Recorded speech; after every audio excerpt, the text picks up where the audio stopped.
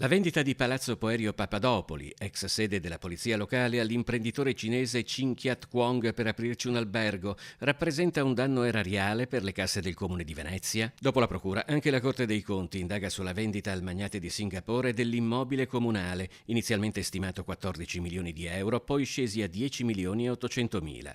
In questi giorni sono stati una quindicina, compresi il sindaco Luigi Brugnaro, i politici, dirigenti e funzionari del Comune di Venezia, che hanno ricevuto il provvedimento della Procura Contabile che mette in mora i presunti responsabili. Oltre al sindaco ci sono l'ex assessore Renato Boraso, il capo di gabinetto Morris Cerona e il vice Derek Donadini. In una nota, Cafarsetti ha precisato che l'azione della Corte dei Conti si pone sostanzialmente come un atto dovuto conseguente all'indagine penale in corso. La vendita del palazzo rappresenta infatti uno dei filoni su cui indagano i magistrati che conducono la cosiddetta inchiesta Palude.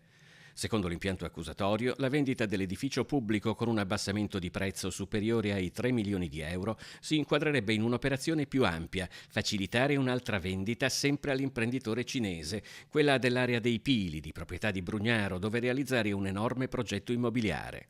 Questo luglio, nel decreto di perquisizione a Derek Donadini, i magistrati scrivevano che Brugnaro, Cerone e Donadini concordavano con Cinghi il versamento di 150 milioni di euro in cambio della promessa di far approvare, grazie al loro ruolo all'interno dell'ente comunale, il raddoppio dell'indice di edificabilità sui terreni in questione e l'adozione di tutte le varianti urbanistiche necessarie all'approvazione di un progetto edilizio ad uso anche commerciale e residenziale della volumetria di 348.000 metri quadri.